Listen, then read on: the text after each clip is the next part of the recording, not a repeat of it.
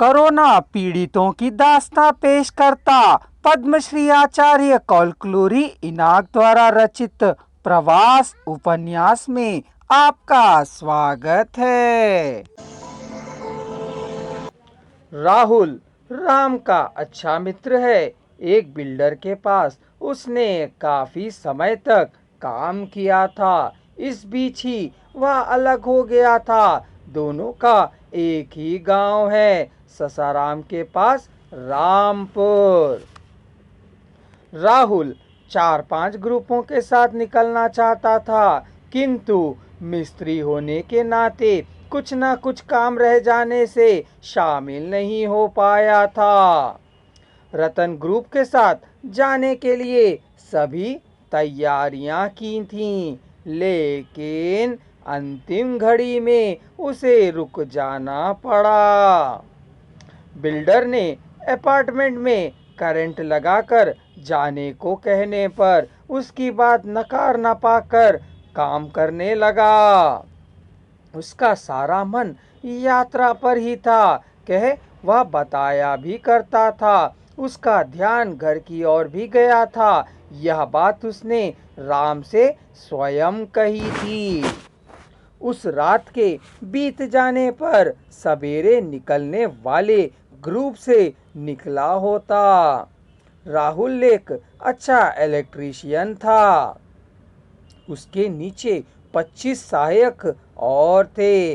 Apartment में metre में बिजली आ गई थी, अब बस घरों में कनेक्शन देना बाकी था। असिस्टेंटों के ना होने से सभी काम उसे ही करना पड़ रहा था। सभी चले गए थे। उनके बच्चे पर लगे पंछी थे। आकाश ही उसकी सीमा थी। क्या रुकने को कहने पर वे रुकते, बस चले गए। बिल्डर को दी हुई बात को निभाने के लिए राहुल सांझ होने पर भी काम करता ही रहा था।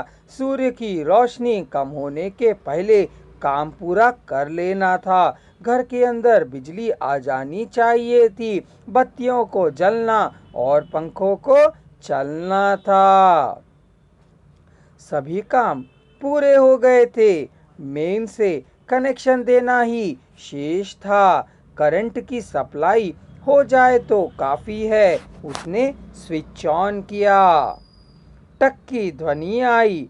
डब हुआ। ना बत्तियां जली और ना ही पंखे चले। वह मेन स्विच बोर्ड के पास खड़ा हुआ था और खड़ा ही रह गया।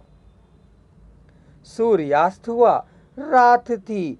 चारों ओर घुप अंधेरा था। राहुल रात को आकर चाबी देगा कह प्रतीक्षा करने वाला बिल्डर रात भर उसकी राह तकता रहा। सवेरे होते ही अपार्टमेंट के पास आया। दरवाजा खुला हुआ था। बिल्डर ने दरवाजे को धक्का दिया और अंदर आया। स्विच को ऑन करना चाहा। मेन से चिपके हुए हाथ को देखकर डर के मारे पीछे हट गया। किसी जले हुए आदमी की आकृति थी। यह देख बिल्डर कांप उठा।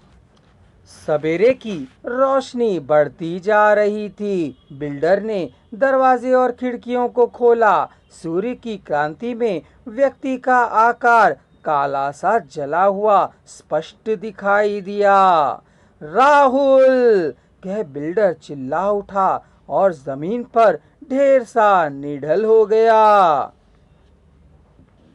हाय राम, रमा के मुंह से निकल पड़ा। राम कुछ ना बोल सका। आगे चल रहे। सीता ने कहा, हमारा जीवन ऐसा ही है, पता नहीं कह किसका क्या होगा। जयेश ने पूछा, सार राहुल सार मर गए क्या?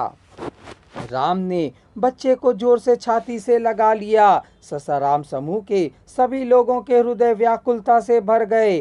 पैदल यात्रा आगे बढ़ती ही जा रही थी।